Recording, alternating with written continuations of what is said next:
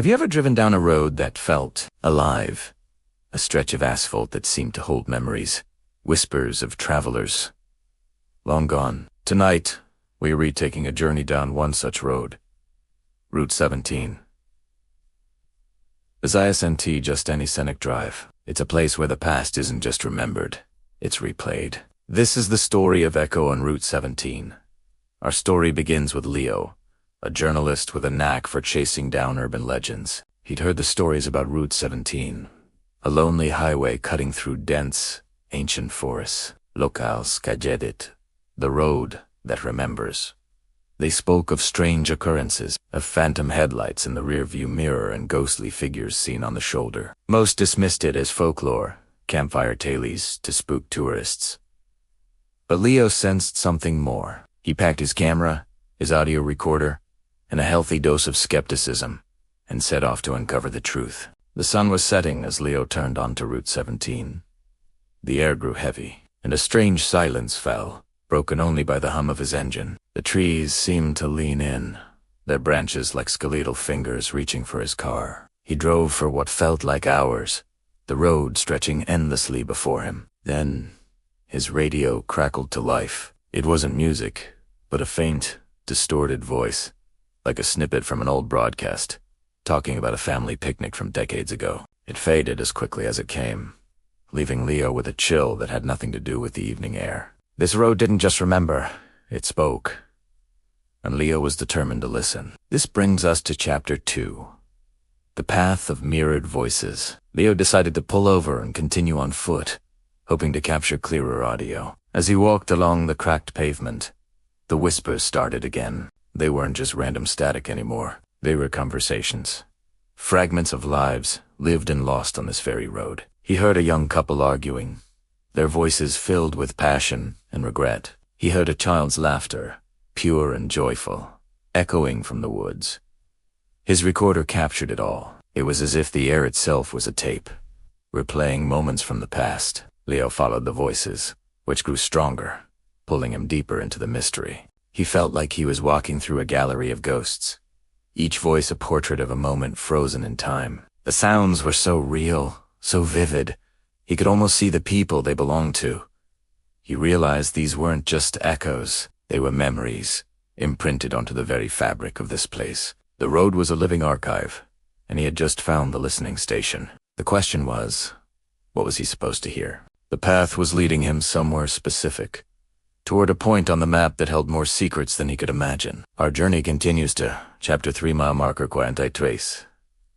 The voices seemed to converge around a single, unassuming metal sign hammered into the ground, mile marker 43. Here, the air was thick with a palpable energy. The whispers intensified, overlapping into a disorienting chorus of sound. Leo's recorder was going wild, picking up dozens of distinct voices, all speaking at once. A woman humming a lullaby, a man cursing a flat tire, a teenager singing along to a song that hadn't been on the radio in 50 years. It was overwhelming, but amidst the chaos, one voice cut through clearer than the rest. It was a soft, pleading voice. I didn't see it. It repeated, over and over. It came out of nowhere. I didn't see it. The voice was filled with such raw anguish that it sent a shiver down Leo's spine. He felt a profound sense of sorrow emanating from this spot. Something terrible had happened here. This wasn't just a collection of random memories. Mile marker 43 was the epicenter of a tragedy, a point where a powerful emotion had permanently scarred the landscape. He knew he was getting closer to the heart of the mystery, the central event that gave Route 17 its haunting reputation. This leads us into the most intense part of our story. Chapter 4. The Echo Chamber. As Leo stood by mile marker 43, the world around him began to shift. The cacophony of voices suddenly focused, merging into a single, terrifying sound. The screech of tires, the crunch of metal, and a sudden, deafening silence that followed. The air grew cold, and a shimmering, translucent image flickered into view on the road ahead. It was a car, an old-fashioned sedan, stalled in the middle of the highway.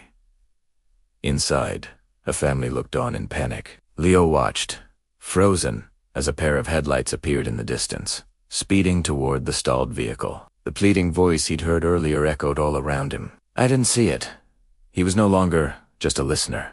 He was a witness. He was standing inside the memory itself, an echo chamber replaying the final moments of a tragedy. The two vehicles were about to collide. He was trapped in a loop, forced to watch the inevitable unfold. The past wasn't just being replayed, it was being relived, and he was caught right in the middle of it.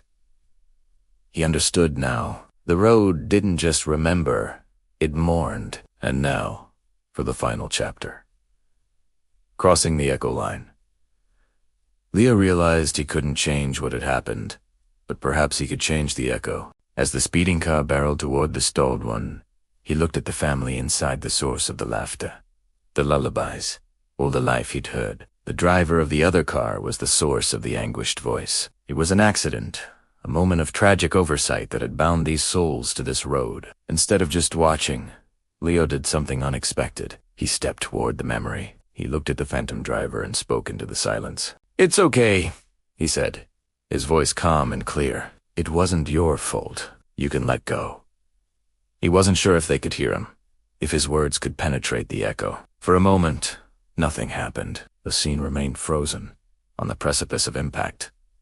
Then, slowly, the image began to fade. The screeching of tires softened, the panicked faces dissolved, and the anguished whisper of I didn't see it finally fell silent. A gentle breeze swept down the highway, and for the first time since he'd arrived, Leo heard nothing but the natural sounds of the forest. The oppressive weight had lifted. The air was clear.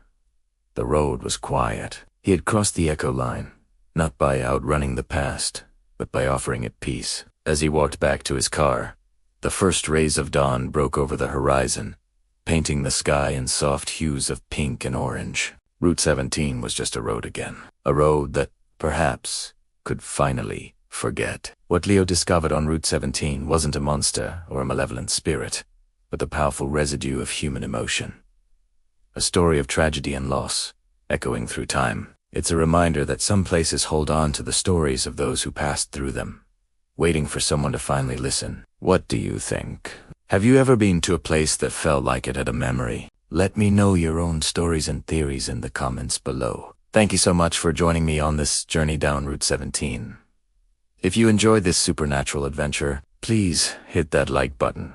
And do you and forget to subscribe and turn on notifications so you do and miss our next exploration into the unknown. Until next time, stay curious.